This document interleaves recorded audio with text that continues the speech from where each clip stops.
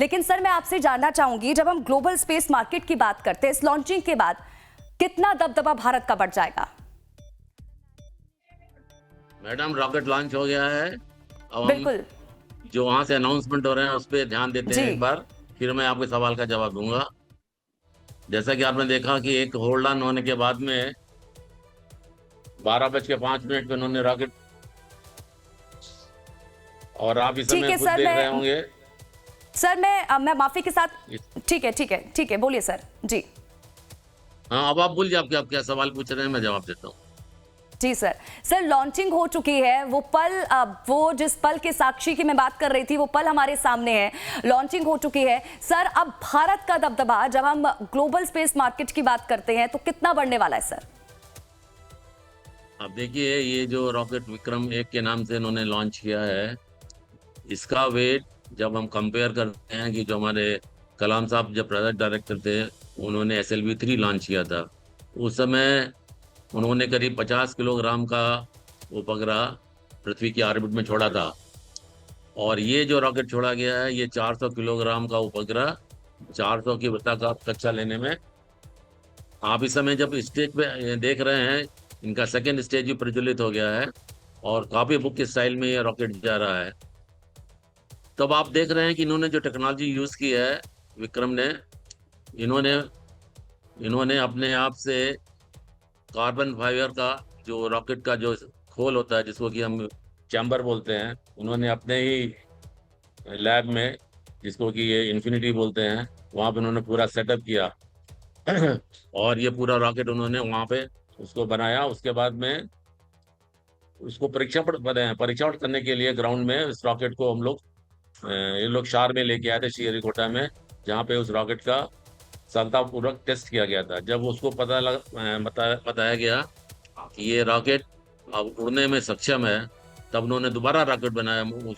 और ये आज वो उसका अभी जो प्रज्वलन है वो खत्म हो गया है, और जो सेकेंड स्टेज का रॉकेट भी प्रज्वलित हो गया है। ये 4 चरणों का रॉकेट है, जिसमें 3 चरण जी। जो हैं वो सॉलिड प्रोपेलेंट के हैं। जिसमें आपने एक का, जिसका कि नाम इन्होंने कलाम 1200 दिया था। मतलब ये 1200 किलो न्यूटन का प्रणोद यानी कि थ्रस्ट डेवलप करता है। अब इस समय जो आप चित्र देख रहे हैं आपके स्क्रीन के ऊपर में, उसमें वो दिखा रहे हैं कि दूसरा चरण प्रज्वलित है, और वो भी कार्बन कार्बन फाइबर का बना हुआ उसका चैम्बर है।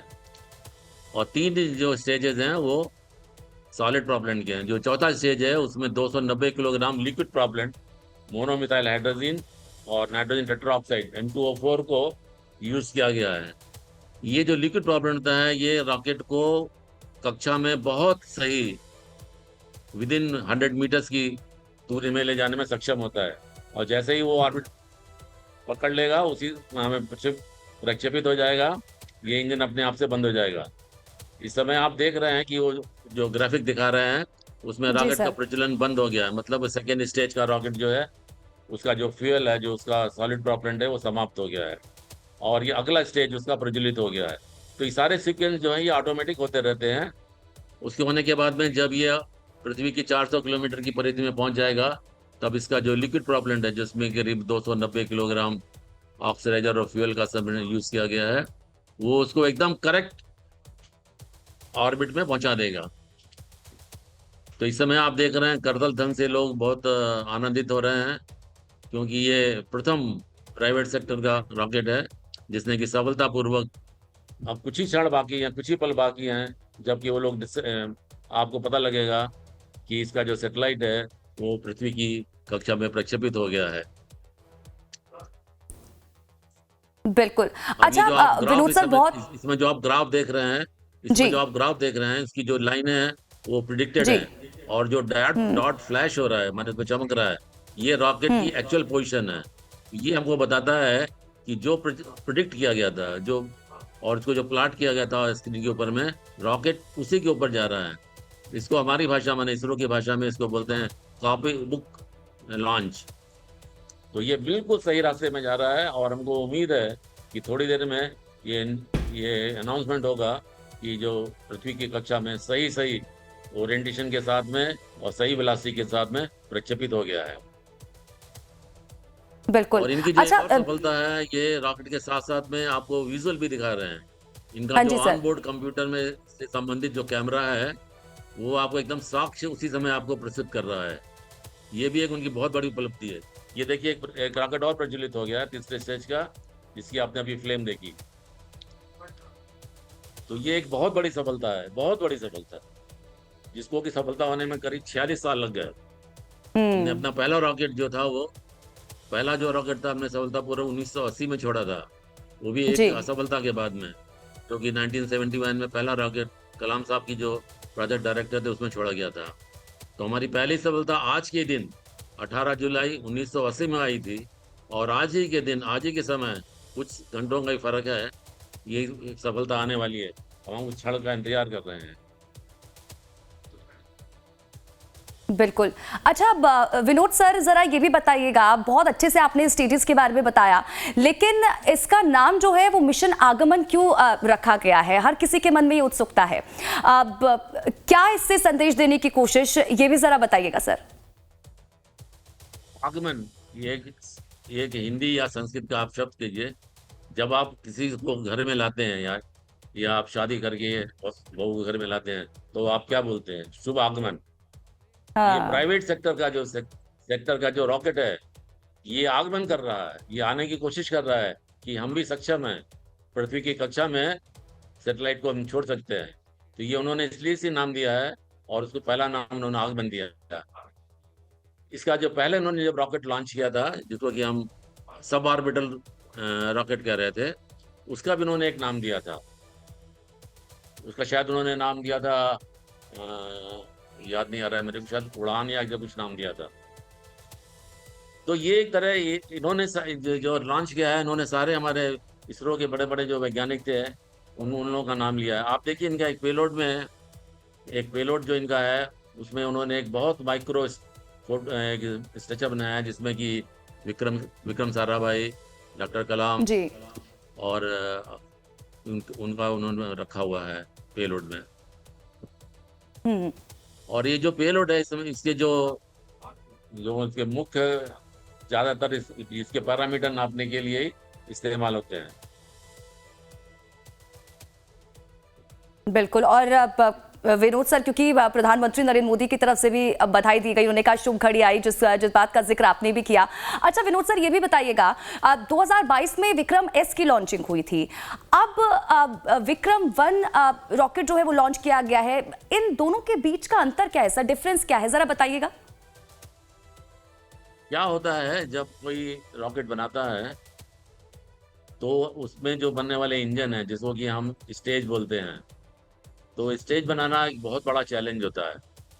अब जो जो इसरो रॉकेट को बना रहा था, वो उनको पूरा का पूरा रॉकेट दे सकता था, लेकिन इन्होंने अपना खुद एडवेंचर किया, और एक बहुत बड़ी मशीन लगाई, जिसको कि जिसमें कि कार्बन कार्बन फाइबर से रॉकेट की केसिंग, जिसको कि हम बोलते हैं कि सिलेंडर बनाते हैं, उसको बनाने में एक बहुत बड़ी कला लगती है, बहुत बड़ी टेक्नोलॉजी लगती है। उन्होंने वो वाली जो मशीन है, वो इंपोर्ट करके या इंडिया में बना के उन्होंने अपने, अब जो रॉकेट हम लोग इसरो बनाते हैं, कि उस रॉकेट की जितना उन्होंने एक रॉकेट को इतना लंबा 10 मीटर का बनाया है, और जो हम लोग बनाते हैं, हम उसको 3 पार्ट में बनाते हैं, छोटे छोटे, और इन तीनों को, जिसको कि सेगमेंट बोलते हैं, उनको जोड़ के एक रॉकेट बनाते हैं। तो जो पहली उड़ान हुई थी, और उसके बाद में उनकी वो सब ऑर्बिटल फ्लाइट थी, मतलब वो रॉकेट सीधा ऊपर जाएगा, और सबसे ऊंचाई पहुंचने के बाद में जब उसकी वेलोसिटी 0 हो जाएगी, तो वो नीचे गिर जाएगा। लेकिन ये जो रॉकेट, ये चरणों में रॉकेट है, एक एक चरण उसको वेलोसिटी देता रहता है। जब 7.8 किलोमीटर की पर सेकंड की जो वेलोसिटी आती है, तभी कोई ऑब्जेक्ट या कभी कोई सैटेलाइट पृथ्वी की कक्षा में घूम सकता है, नहीं तो वो पृथ्वी उसको खींच लेगी। जैसा कि आपको मालूम होगा कि जब हम एक पृथ्वी से लेके जब मून की तरफ भेजते हैं, तब हम उसकी वेलोसिटी को बढ़ा के 11.2 किलोमीटर कर देते हैं, ताकि वो हमारे गुरुत्वाकर्षण से बाहर निकल जाए। तो इस तरह से टाइम लग जाता है कि एक से दूसरे में बनाने के लिए। जब इन्होंने स्काई रूट ने जब काम शुरू किया था, तब इनके पास में सिर्फ 10 इनके वैज्ञानिक थे। उसके बाद में बढ़ते बढ़ते आज इनके पास में 1000 वैज्ञानिक हैं। तो वही समय के साथ साथ में और टेक्नोलॉजी के साथ में कुछ समय लगता है कि हर एक चीज को प्रूव करने के लिए 2 बार प्रूव करने के बाद में ही उसका फ्लाइट कर सकते हैं। बिल्कुल। अच्छा विनोद सर, क्योंकि लॉन्चिंग तो हो चुकी है, आप स्टेज 1, 2, 3 और 4 के बारे में भी बता रहे थे कि आगे किस तरह से प्रोसेस रहता है, जहां इसको पहुंचना है वहां उस एग्जैक्ट जगह पर पहुंचने में और कितना समय सर इसमें लगता है? अब आप देखिए, आपके स्क्रीन में आप दिखा रहे हैं, इस समय आप स्क्रीन पे दिखा रहे हैं, ये किसी भी समय अनाउंसमेंट कर सकते हैं। ये करीब 12 से 14 मिनट लगता है। तो अभी आपका जो अनाउंसमेंट उनके लॉन्च कंट्रोल सेंटर से होना है। अभी इस समय T+10 मिनट दिखा रहा है।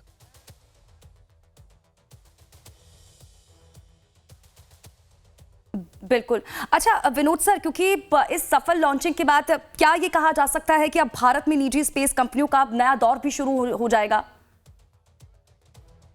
ये किसी भी अंतरिक्ष प्रोग्राम करने के लिए काफी निवेश करना पड़ता है। अब इस समय इनके पास जितनी निवेश क्षमता थी, जितने लोगों ने निवेश किया इसमें, उससे ये बनाने में सक्षम हुए हैं। अभी और लोग अगर निवेश करते हैं तो हमको लगता है कि और कम समय में ये रॉकेट दूसरा भी लॉन्च कर सकते हैं।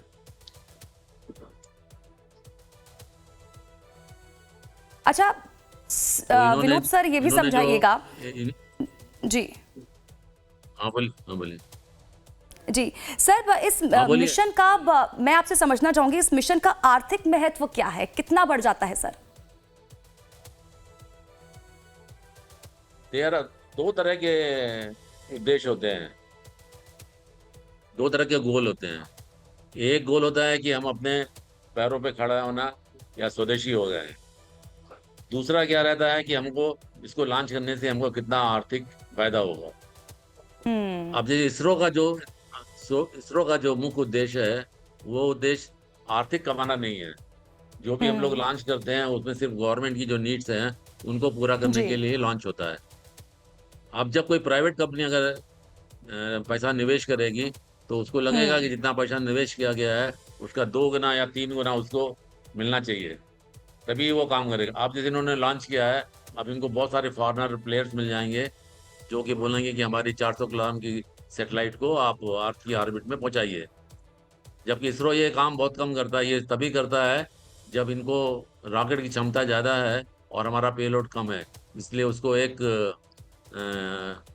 मैंने एक और एडिशन करके उसको उड़ाते हैं। कोई किसी लॉन्च के लिए, एक लॉन्च के लिए अपना ISRO इतना मैंने नहीं लॉन्च करता। ठीक है विनोद सर, हम लौटेंगे आपके पास, आप बने रहिए हमारे साथ। तो इन तस्वीरों पर नजरें बनी हुई हैं, विक्रम-1 की रॉकेट की सफलतापूर्वक लॉन्चिंग जो है वो हो चुकी है और देखिए हर कोई एक दूसरे को बधाई देता हुआ नजर आ रहा है। ये श्रीहरिकोटा से सीधी लाइव तस्वीरें लगातार हम आप तक पहुंचा रहे हैं। एक नया इतिहास भारत ने रच दिया है, एक बड़ी उपलब्धि भारत के लिए जिसका साक्षी आज हर कोई बनता हुआ नजर आ रहा है।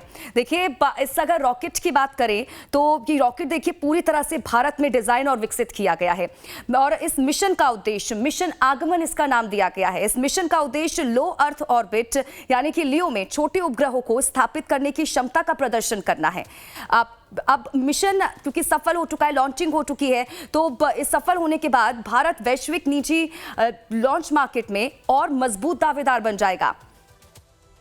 आपको बता दें कि 2020 में अंतरिक्ष क्षेत्र को निजी कंपनियों के लिए खोलने के बाद यह सबसे बड़ा मील का पत्थर है। अब तक भारत की अधिकांश अंतरिक्ष उड़ानों का नेतृत्व जो है वो इसरो करता था, लेकिन अब निजी कंपनियां भी जो है वो ऑर्बिटल लॉन्च कर सकेंगी।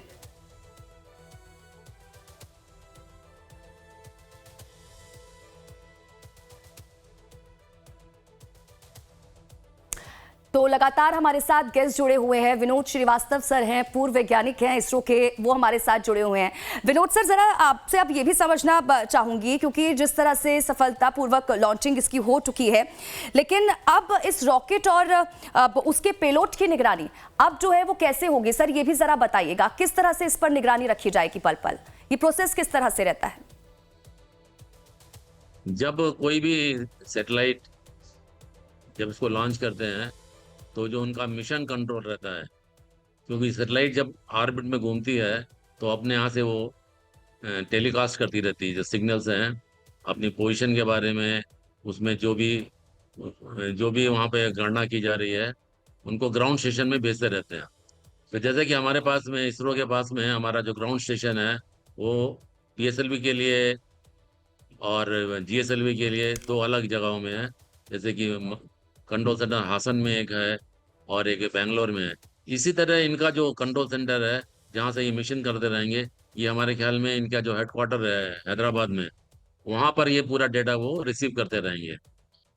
ये जितनी डेटा अभी जो ये प्रक्षेपण हुआ है सैटेलाइट का, जो 400 किलोमीटर की कक्षा में, इसको भारत के माने इसरो के जो ग्राउंड स्टेशन थे, जी। श्रीहरिकोटा, त्रिवेंद्रम, पोर्ट ब्लेयर, इंडोनेशिया का एक स्टेशन था और ऑस्ट्रेलिया का, ये चार स्टेशन उसको बराबर कंटिन्यूअसली उसको मॉनिटर कर रहे थे। आपने देखा होगा कि आपका जो ट्रेस आ रहा था उसमें कुछ समय के लिए ब्रेक आ गया था, माने वहां पे कोई एक ग्राउंड स्टेशन जो था वो पूरा सिस्टम नहीं दे पा रहा था। तो उसको आने के बाद में उन्होंने उसको सही किया, और बाद में जी। जब आप एकदम, और इनके पास में जो वहां पर जो कैमरे लगे हुए हैं वो ठीक है कैमरे पे सर,